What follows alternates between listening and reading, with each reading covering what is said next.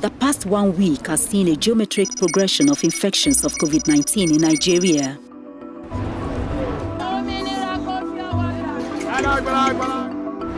Lagos is still the epicenter, recording more infections.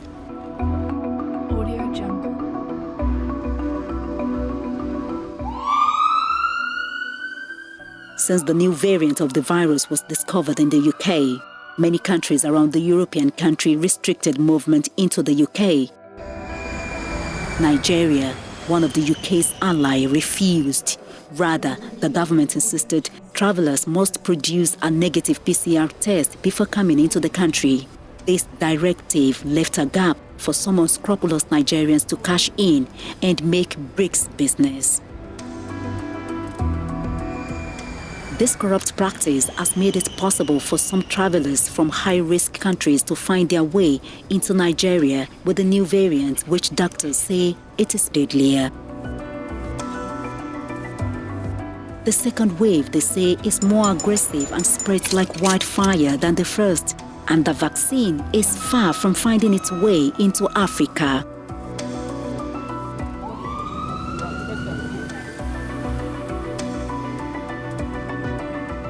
Months ago, the ICU had few patients, most not using ventilators. But now, the use of oxygen is on the rise.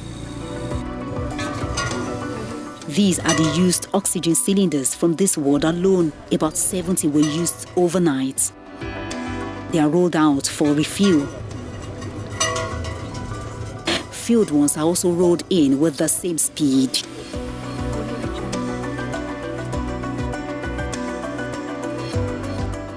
After meeting with the Commissioner for Health, who has now relocated his office from Alawusa to the IDH on the directive of the incident commander, Babajide Sanwo-Olu. Our first port of call was the Biobank, is one of the red zones. You can see that This is the COVID ward. Most of the patients here can hardly breathe on their own without oxygen. Globally, there is oxygen supply chain crisis. The demand for oxygen overweighs the supply. This facility here can produce 60 large cylinders in 24 hours. That's a day. So that's very helpful and will add to our daily consumption of oxygen, which we're currently using about 300 cylinders a day. The flow rate of oxygen that the average COVID-19 patient uses is 15 liters per minute. Now it tripled. A regular sick patient uses 5 liters. At the IDH, the consumption of oxygen is now very high, as the life of most patients with COVID-19 hangs in the balance. It seems like it's affecting a younger age group. It seems that when you catch this COVID, that it can cause respiratory failure faster than the first wave. And we don't want people to die. So, we want to be able to admit people in a way. So the place is almost full, but we have more capacity outside and other isolation centers. So Lagos has excess capacity.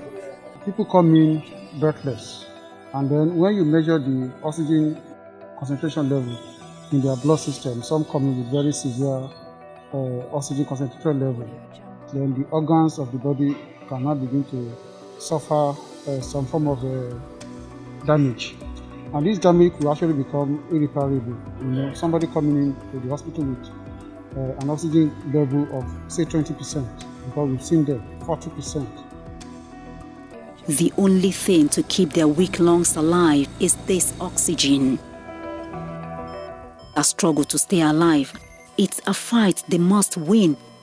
But others with underlying ailments like obesity, high blood pressure and diabetes, and even chain smokers in most cases, are helpless, as COVID in most cases wins the battle. Patients from Alimosho, Ikorodu, Ketu, Ojota, Alapere, Iponri, Epe, Badagry, Surulere, among other Lagos local council areas are here receiving treatment. To say that COVID-19 is the disease of the rich is a fallacy. Emmanuel here is from Surulere area of the state. It's a terrible experience. It's a terrible experience. You cannot be comfortable for anything. You're not comfortable. You don't even feel what you're eating. This first place I went to was I think the Holding Bay. So what did you see there? All of a sudden, the next day, the man just died. I think loss of oxygen, the man died. And they said before then, somebody had died. So it's real. If they can ban public outings, honestly. Before now it was fever, loss of smell, loss of taste. But right now it's just intermittent cough. 48 hours before this recording, 7 people have died.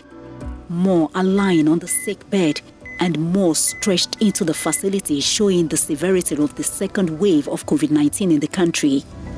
But the frontliner health workers are not giving up as they fight to keep all their patients alive. Subtitled, I don't care attitude and relaxation of safety protocols and guidelines have been said to have led many into that hole. Until people adhere to safety protocols, the second wave will not abate, and the third wave might knock harder. Adedoja Salam-Adeniyi, TVC News.